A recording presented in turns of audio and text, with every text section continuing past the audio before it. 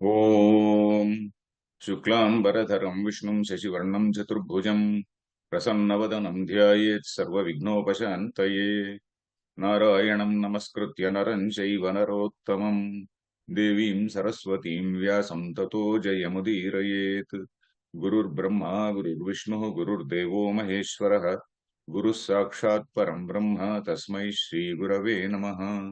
ॐ सरल संस्कृत गीताश्रवणाय सर्वेषां स्वागतम्। इदानीं वयम् अष्टादशाध्यायं पश्यामः। अष्टादशाध्याये गीतायाः अष्टादशाध्याये अत्र श्लोकः अस्माभिः गतकक्षायां पठितः।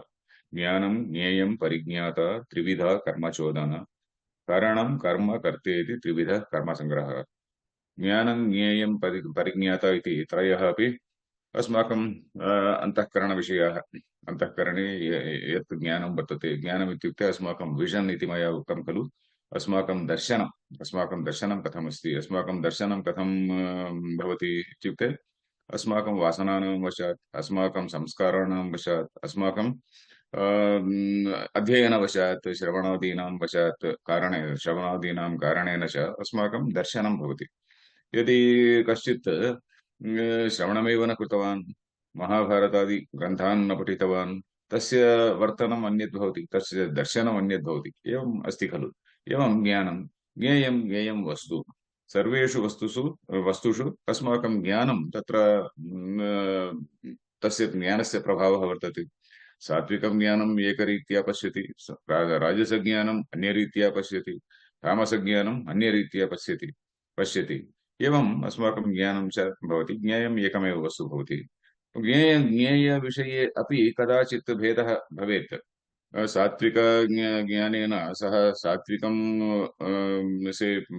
ज्ञेयमेव सः अनुवर्तते, सात्विकं ज्ञेयमेव ज्ञातुमिच्छति। अथवा तामसं ज्ञेयं किमपि अन्यद् वर्तते। उदाहरणतया काचित् क्षुद्रदेवतापूजा इत्यादि वा किमपि अधर्मकार्यं वा तद् एवं भवति। एवं परिज्ञाता इत्युक्ते जीवः इति शङ्कराचार्यैः तत्र उपाधिलक्षणः अविद्याकल्पितः भोक्ता इति उक्तवन्तः खलु। अत एव जीवः इति। एवं ज्ञानं ज्ञेयं परिज्ञाता इति अन्तःकरणविषयाः। करणं कर्म कर्तेति यत्र अत्र शरीरेन्द्रियसङ्घातस्य विषयाः एते। एवम् अनन्तरश्लोकः इदानीं पठनीयः। अनन्तरश्लोकः इत्युक्ते एकोनविंशतितमः श्लोकः। श्रीनिवासः कृपया पठतु। तथैवाचार्य ज्ञानं कर्म च कर्ता च त्रिधैव गुणभेदतः प्रोच्यते गुणसङ्ख्याने यथा वच्छृणुतान्यपि। ज्ञानं कर्म च कर्ता च त्रिधा एव गुणभेदतः इति एक एव शब्दः। प्रोच्यते गुणसङ्ख्याने इति एक एव शब्दः। यथावत् शृणु तानि अपि। एवम् अत्र वाक्यं किं? गुणसङ्ख्याने एवं प्रोच्यते। गुणसङ्ख्याने किं प्रोच्यते? ज्ञानं कर्म च कर्ता च गुणभेदतः त्रिधा एव इति प्रोच्यते। गुणसङ्ख्याने गुणसङ्ख्यानशास्त्रे ज्ञानं कर्म च कर्ता च गुणभेदतः त्रिधा एव इति प्रोच्यते। तत् तानि यथावत् शृणु, तानि अपि यथावत् शृणु इति वाक्यद्वयं वर्तते अत्र। अत्र गुणसङ्ख्याने इति शब्दस्य अर्थः कः? गुणानां सङ्ख्यानं, गुणसङ्ख्यानं। गुणाः इत्युक्ते त्रयः गुणाः, सत्त्वरजस्तमो गुणाः। तत्र तेषां वर्णनं प्रप्रथमं केन कृतम् इत्युक्ते कपिलमहर्षिणा कृतम्। कापिलसाङ्ख्यमिति वदन्ति। कापिलसाङ्ख्यम् इत्युक्ते कपिलमहर्षिणा निर्मितं साङ्ख्यशास्त्रम्। कपिलमहर्षिः इत्युक्ते प्रपञ्चे प्रायः प्रप्रथमः सैकालजिस्ट् इति वक्तुं शक्नुमः। मनुष्याणां स्वभावस्य परिशीलनं प्रप्रथमं कृत्वा, मनुष्याणां न केवलं मनुष्याणां, प्रकृतौ ये यानि यानि वस्तूनि सन्ति तेषां सर्वेषां परिशीलनं कृत्वा सर्वत्र त्रयः एव गुणाः, सर्वेषु भूतेषु सर्वेषु वस्तुषु त्रयः गुणाः वर्तन्ते। त्रयाणां गुणानां समाहारेण सर्वाणि वस्तूनि भवन्ति आविर्भवन्ति इति वा भवन्ति इति वा भवन्ति इति प्रप्रथमं प्रतिपादितवन्तः कपिलमहर्षिः। एवं कपिलमहर्षिः इत्युक्ते प्रपञ्चे प्रप्रथमः मनस्तत्त्ववेत्ता अथवा सैकालजिस्ट् इति वक्तुं शक्नुमः। कापिलसाङ्ख्ये गुणसङ्ख्यानं सङ्ख्यानं नाम किम्? ख्यायन्ते, सम्यक् ख्यायन्ते, ख्यायन्ते इत्युक्ते प्रतिपाद्यन्ते अस्मिन् इति सङ्ख्यानम् अथवा अनेन इति साङ्ख्यं। ख्यायन्ते सम्यक् ख्यायन्ते अस्मिन् इति सङ्ख्यानम् इति। गुणसङ्ख्यानं कपिलमहर्षिणा उक्तं गुणसङ्ख्यानं गुणानां प्रभावस्य गुणानां प्रभाववर्णनं गुणानां प्रभावः अथवा गुणानां कारणेन एव सर्वाणि वस्तूनि जायन्ते इत्येवं निरूपितवन्तः। एवं गुणसङ्ख्याने किं प्रोक्तं? प्रोच्यते, प्रोच्यते इत्युक्ते प्र उच्यते, कथ्यते इति कथ्यते। किं तत्र गुणभेदतः त्रिधा एव ज्ञानं कर्म च कर्ता च त्रिधा एव इति उक्तं। गुणभेदतः इत्युक्ते गुणानाम् अभिव्यक्तिभेदेन गुणानाम् अभिव्यक्तिः कस्मिंश्चित् सत्त्वगुणः गुणस्य आधिक्यं भवति। अस्माभिः शङ्कराचार्याणां भाष्यं दृष्टं खलु। तत्र चातुर्वर्ण्यं मया सृष्टं विभागशः इत्यत्र शङ्कराचार्याणां भाष्यम् अस्माभिः दृष्टं।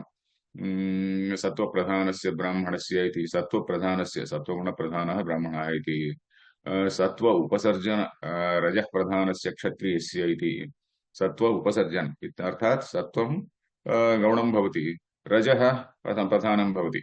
एवं सत्त्व उपसर्जन रजः प्रधानस्य क्षत्रियस्य तम उपसर्जन रजः प्रधानस्य वैश्यस्य इत्येवं प्राधान्येन कः गुणः वर्तते एकस्मिन् मनुष्ये अथवा वस्तुनि वा प्राधान्यतः यः गुणः कः गुणः वर्तते इति अत्र दृश्यते अथवा परीक्ष्यते।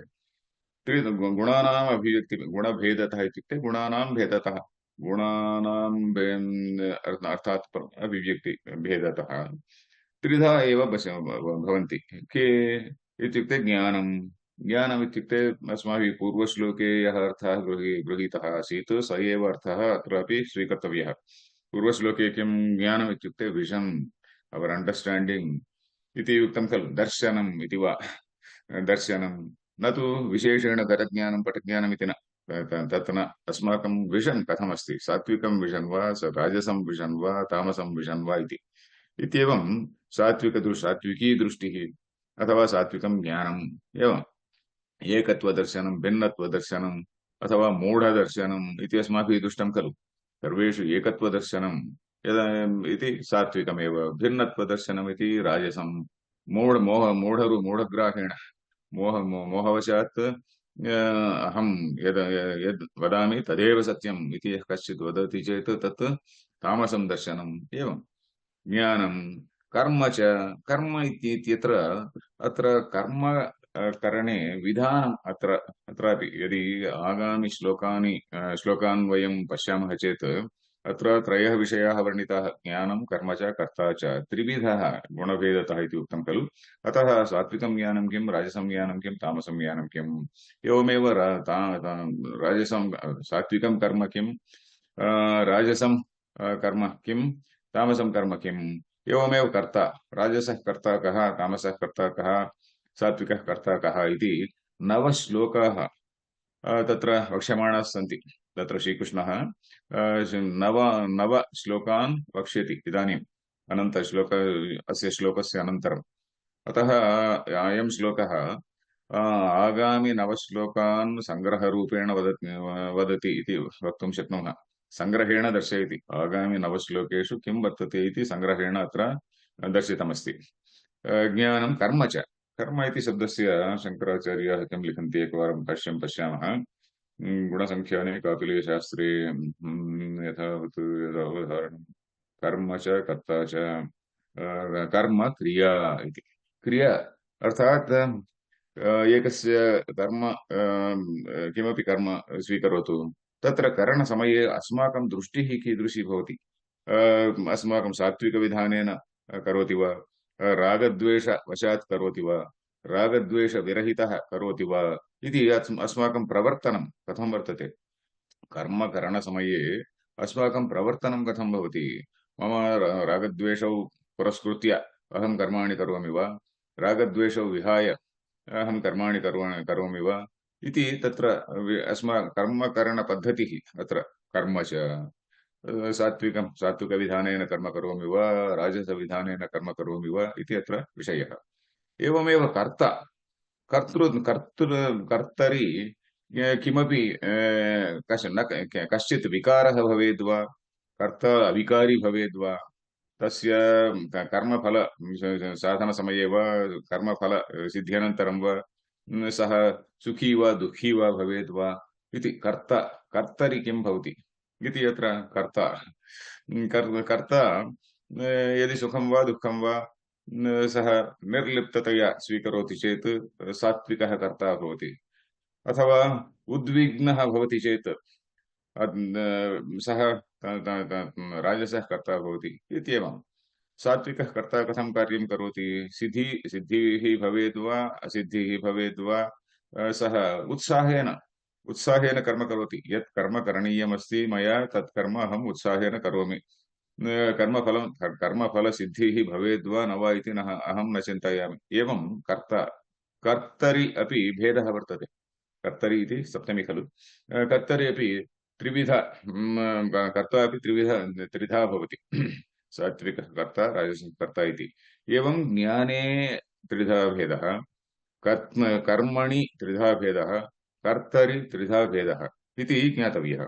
त्रिधैव गुणभेदतः प्रोच्यते गुणसङ्ख्याने कापिले शास्त्रे एवं त्रिविधम् उच्यते। अत्र एकः प्रश्नः शङ्कराचार्यः एव प्रश्नम् उद्भाव्य समाधानं ददति शङ्कराचार्याः। प्रश्नः एवमस्ति, साङ्ख्याः वेदान्तिभिः न अङ्गीक्रियन्ते खलु। वयं सर्वे साङ्ख्यशास्त्रस्य खण्डनं कृत्वा वेदान्तशास्त्रस्य स्थापनं कृतवन्तः खलु। वयमित्युक्ते वयं न, परन्तु शङ्कराचार्याः वा मधुसूदनसरस्वती इत्यादयः वा साङ्ख्यशास्त्रं निराकृत्य अद्वैतस्य स्थापनं कृतवन्तः। साङ्ख्यशास्त्रस्य अङ्गीकरणं कथम् इति प्रश्नः उदेति खलु। अतः शङ्कराचार्याः लिखन्ति उत्तमं वाक्यमत्र, कापिले शास्त्रे प्रमाणमेव इति। एवं कापिले शास्त्रे गुणसङ्ख्यानशास्त्रं गुणभोक्तृविषये प्रमाणमेव। कापिलं शास्त्रं किञ्चित् यावत्पर्यन्तम् अस्माकं सिद्धान्तेन सह न विरुध्यते, यावत्पर्यन्तं सिद्धान्तेन सह न विरुध्यते तावत्पर्यन्तम् अङ्गीकार्यमेव। यदा सिद्धान्तेन सह विरोधः भवति तदा न अङ्गीकृतः। अनन्तरवाक्यं शृणोतु। ब्रह्मैकत्वविषये, जीवब्रह्मैकत्वविषये भेदः वर्तते। जीवब्रह्मैक्यविषयम् अद्वैतिनां सिद्धान्तः, परन्तु जीवब्रह्मैक्यं साङ्ख्याः न अङ्गीकुर्वन्ति खलु। तेषाम् आत्मभेदः वर्तते। तेषां शास्त्रे आत्मनः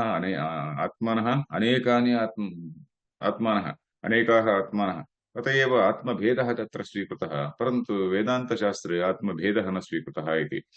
परमार्थब्रह्मैकत्वविषये यद्यपि विरुध्यते, ते हि कापिलाः गुणगौणव्यापारनिरूपणे अभियुक्ताः।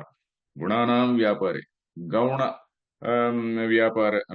गुणानां विषये गौणव्यापारविषये, गौणमित्युक्ते गुणप्रभावः, गुणसम्बन्धी गौणं खलु।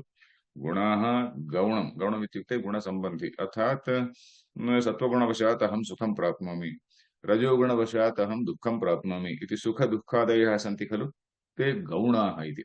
सुखदुःखादयः गौणाः। गुणः इत्युक्ते सत्त्वगुणः रजोगुणः इति। गौणाः इत्युक्ते गुणवशात् यत् प्राप्तं तत् गौणमिति। एवं गौणाः गौणव्यापारनिरूपणे अभियुक्ताः इत्युक्ते निपुणाः। शङ्कराचार्याः तेभ्यः सर्टिफिकेट् ददति।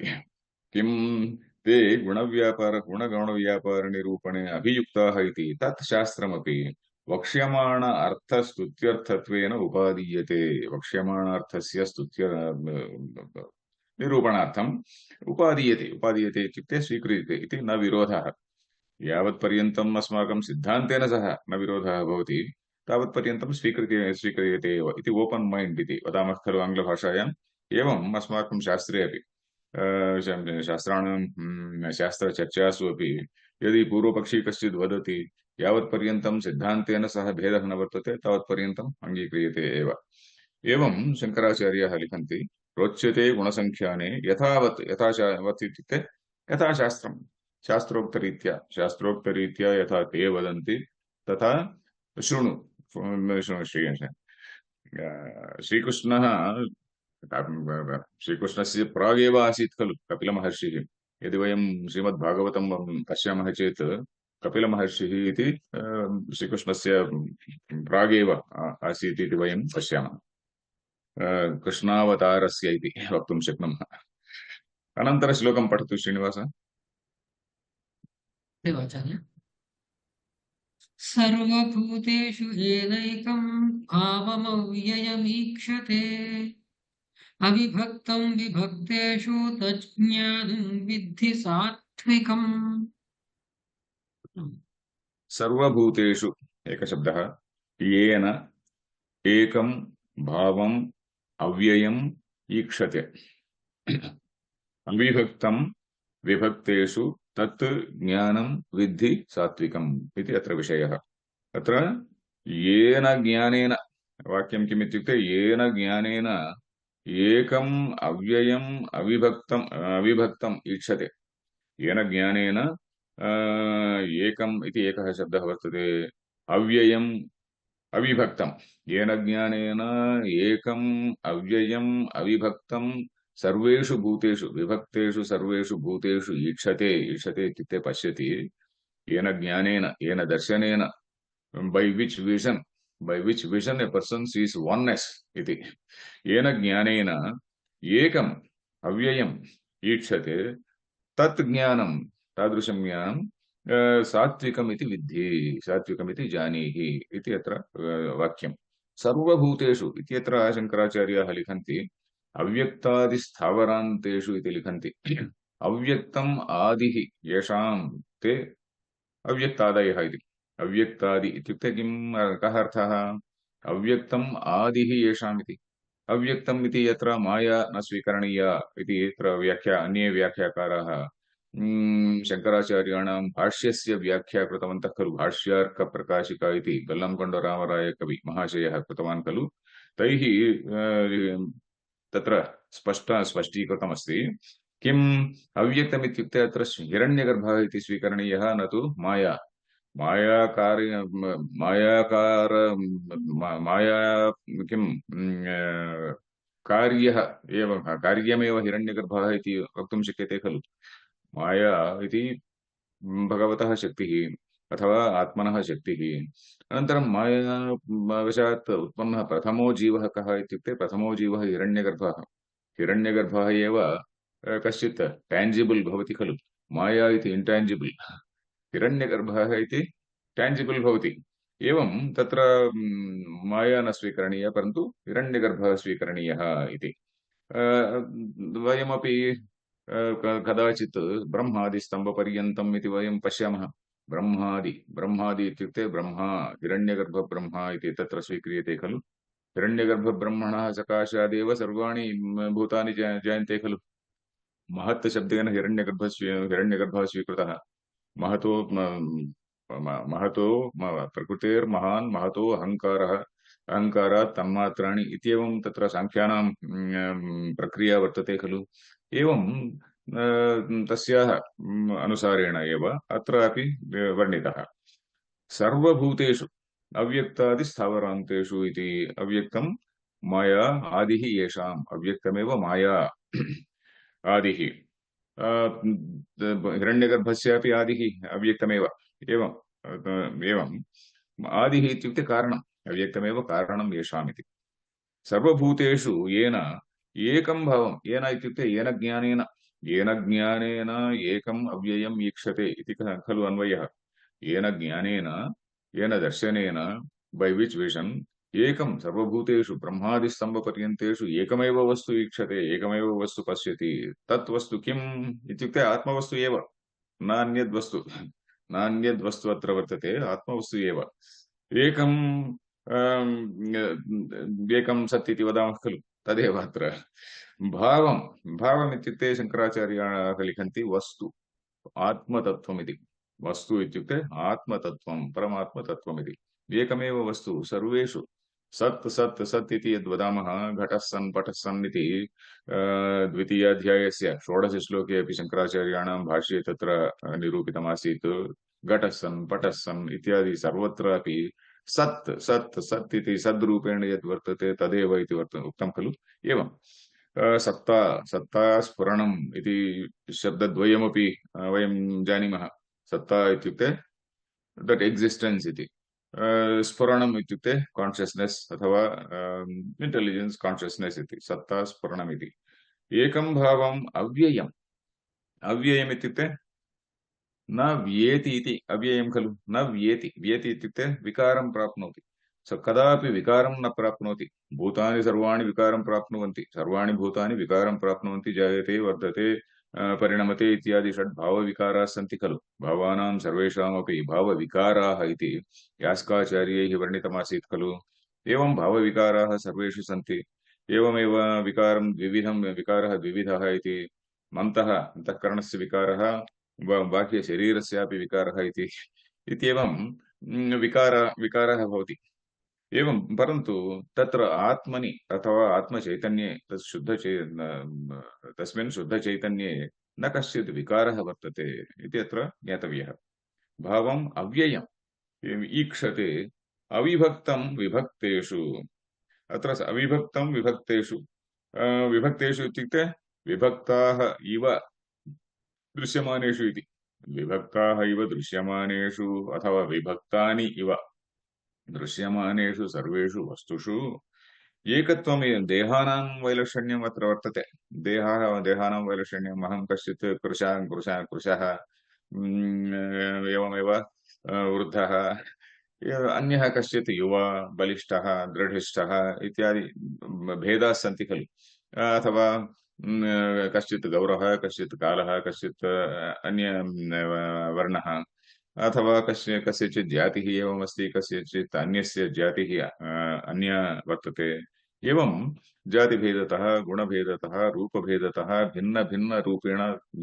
मनुष्याः दृश्यन्ते एवं विभक्तेषु देहानां तत्र तेषां कर्मवशात् वैलक्षण्यं वर्तते कर्मवशादेव खलु अस्माकं तत्र एवं तत्र सृष्टौ वैचित्र्यः इति वदामः सृष्टिवैचित्र्यः इति वदामः वैचित्र्यः इत्युक्ते डैवर्सिटी इति तत्र गुणानां मिश्रत्वात् गुणानां मिश्रणात् विभिन्न निष्पत्तिषु तत्र मिश्रणात् एव एतत् वैलक्षण्यं तत्र भूतेषु दृश्यते एवं परन्तु तेषु सर्वेषु अपि अविभक्तम् आत्मानं पश्यति अविभक्तम् एक एव आत्मा तत्र वर्तते एक एव आत्मा वर्तते इति पश्यति एक एव आत्मचैतन्यं सर्वेषु भूतेषु तत्र प्रतिफलितमस्ति इति सः पश्यति तद्भिन्नरूपेण तार्किकाः इत्यादयः कथं पश्यन्ति तार्किकाः किं वदन्ति इत्युक्ते एक एव आत्मा सर्वेषु भूतेषु वर्तते चेत् तदा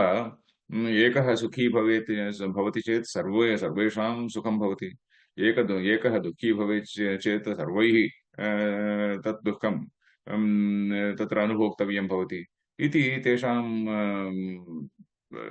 किं वादः वर्तते आर्ग्युमेण्ट् वर्तते अतः आत्मानः अनेके आत्मानः सन्ति इति तेषां चिन्तनं परन्तु वेदान्तिभिः तत् चिन्तनं खण्ड्यते कथम् इत्युक्ते जलसूर्यवत् यथा बहुषु जलाशयेषु सूर्यस्य प्रतिबिम्बः वर्तते एवमेव सर्वेषु भूतेषु सर्वेषु अन्तःकरणेषु आत्मचैतन्यस्य प्रतिफलनं वर्तते तस्य प्रतिफलनस्य वशादेव शरीरेन्द्रियसङ्घातः कार्यं करोति इत्येवं वेदान्तिनां सिद्धान्तः खलु एवं तार्किकाः इत्यादयः भेददर्शिनः अद्वैतिनः अभेददर्शिनः इति अस्माभिः ज्ञातव्यः अत्र अविभक्तं विभक्तेषु तत् एवं शास्त्रविषये एवं वक्तुं शक्नुमः परन्तु सामान्यलौकिकदृष्ट्या अपि अत्र अस्माभिः ज्ञातव्यं भवति लौकिकदृष्टिरीत्या अपि किं सर्वेषु प्राणिषु समत्वबुद्धिः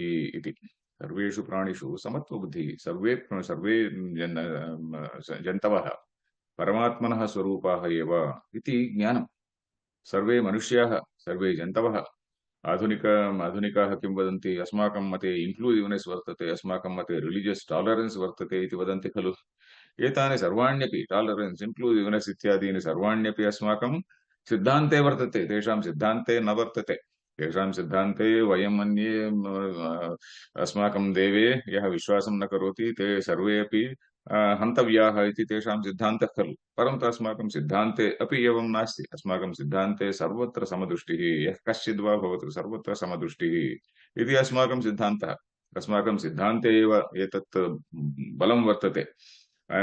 इदानीन्तनाः पाश्चात्याः इदानीन्तनाः समत्वबुद्धिः टालरेन्स् इत्यादीनि सर्वाण्यपि अन्यान् वञ्चयितुम् एतान् शब्दान् कल्पितवन्तः। अन्यान् सर्वान् अपि वञ्चयितुं भीषयितुं टु फ्रैटन् अदर्स् भीषयितुं वा एतान् शब्दान् कल्पितवन्तः। परन्तु तेषां सिद्धान्ते इयं दृष्टिः नास्त्येव। इयं दृष्टिः नास्त्येव। अस्माकं सिद्धान्ते एतानि सर्वाण्यपि उत्तमाः विषयाः तत्र द्रष्टुं शक्नुमः। एवं लौकिकदृष्ट्या अपि अस्य श्लोकस्य अवगाहनं श्लोकस्य भावं स्वीकर्तुं वयं शक्नुमः। सात्विकज्ञानेन एव समाजे किं सौहार्दं भवति, समाजे सौख्यं भवति, समाजे शान्तिः भवति। मनुष्याणां यथा तत्र किं द्वेषः घर्षणं वा इत्यादीनि न भवन्ति सात्विकज्ञानेन एव। परन्तु राजसज्ञानेन वा तामसज्ञानेन वा किं भवति इत्युक्ते समाजे हिंसा भवति एव। हिंसा भवति, परस्परहननम् इत्यादिकं भवति इति द्रष्टव्यः।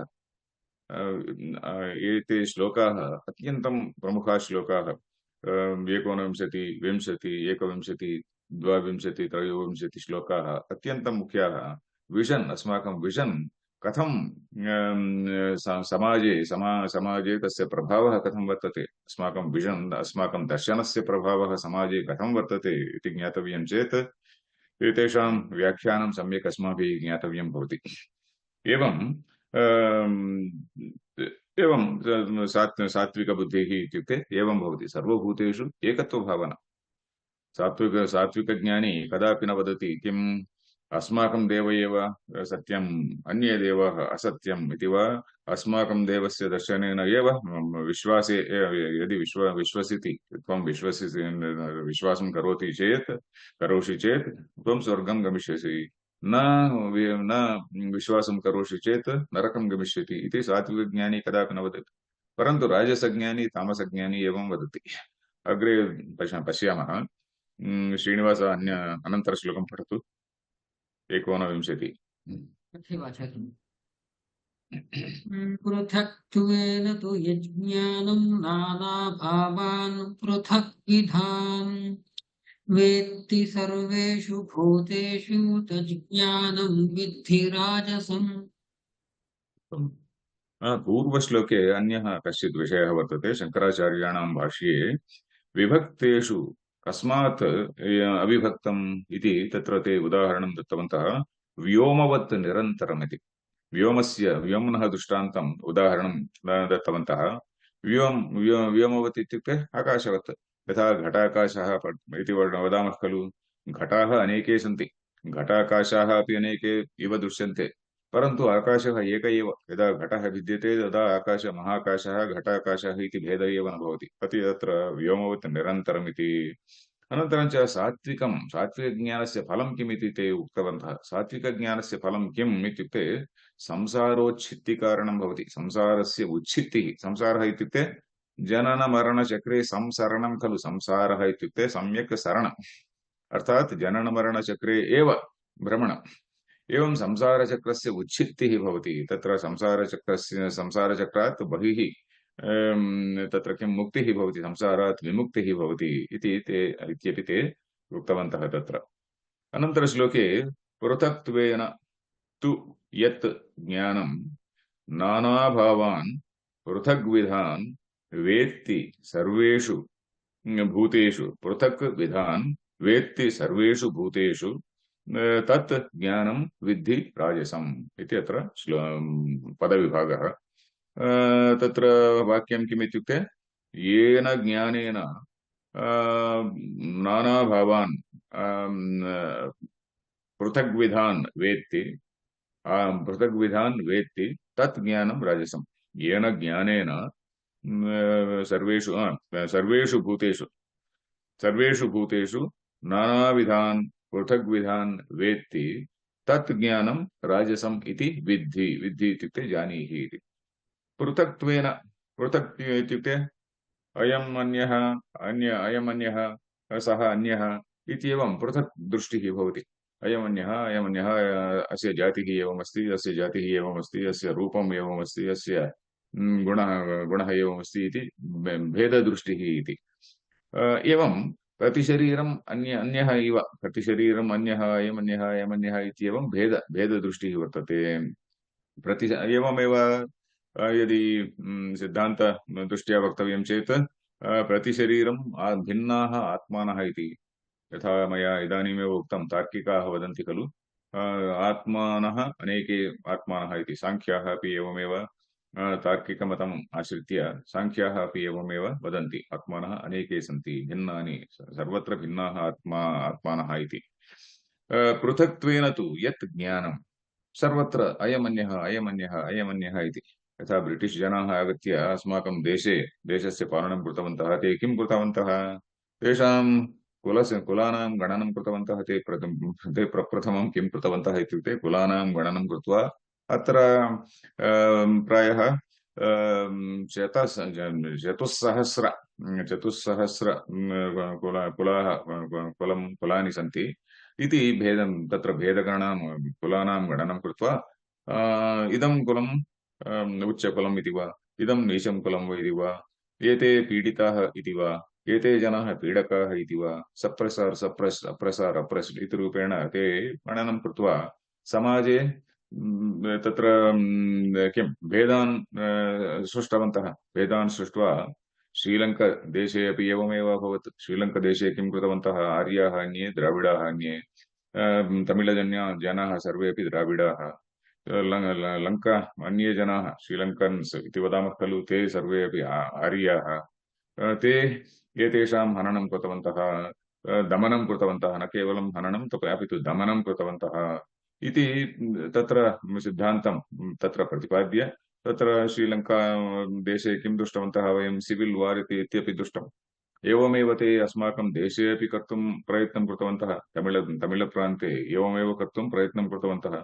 तमिळदेशे अपि ये जनाः ब्राह्मणाः इत्यादयः सर्वे अपि आर्याः, अन्ये जनाः सर्वे अपि द्राविडाः, एते ब्राह्मणाः अन्येषां सर्वेषामपि दमनं कृतवन्तः इति सिद्धान्तं तत्र प्रतिपाद्य, इदानीमपि तत्र तमिळदेशे महती अशान्तिः वर्तते। तत्र अशान्तेः कारणं कः इत्युक्ते भिन्नदृष्टिः एव। भिन्नदृष्टिः कैः प्रतिपादितं? प्रथमम् अस्माकं ब्रिटिश् पालकैः भिन्न एवं तेषां किं तत्र कुदृष्टिः, कुयुक्तिः, तेषां कारणेन एव एवं समाजे अशान्तिः प्रवृद्धा अस्ति। इदानीमपि अशान्तिः वर्तते एव। एवं पृथक्त्वेन तु यत् ज्ञानं अर्थात् यत् दर्शनं, यत् विजन् पृथक्त्वेन पश्यति नानाभावान्। नानाभावान् इत्युक्ते आत्मनः पृथग्विधान् इति शङ्कराचार्याः लिखन्ति। आत्मनः पृथग्विधान् इत्युक्ते आत्मा एक एव, परन्तु परमात्मनः पृथक् एते सर्वे अपि। परमात्मान्यः कुत्रचित् वर्तते, एते आत्मानः अत्र वर्तन्ते इति। अर्थात् परमात्मा इति कुत्रचित् वर्तते, परन्तु एते आत्मानः अन्ये इति पृथग्विधान्, आत्मनः पृथग्विधान् आत्मत्वेन न पश्यन्ति। सर्वान् आत्मत्वेन न पश्यन्ति, परन्तु आत्मनः पृथग्विधान् पश्यन्ति। भिन्नरूपेण पश्यन्ति। वेत्ति इत्युक्ते येन ज्ञानेन जानाति, येन ज्ञानेन वेत्ति, येन ज्ञानेन पृथग्विधान् वेत्ति। अन्वयः एवमस्ति खलु, येन ज्ञानेन पृथक्त्वेन नानाभावान् पृथग्विधान् वेत्ति पृथग्विधान् पृथक्त्वेन पृथग्विधान् इति वेत्ति तत् ज्ञानं विद्धि राजसम् इति।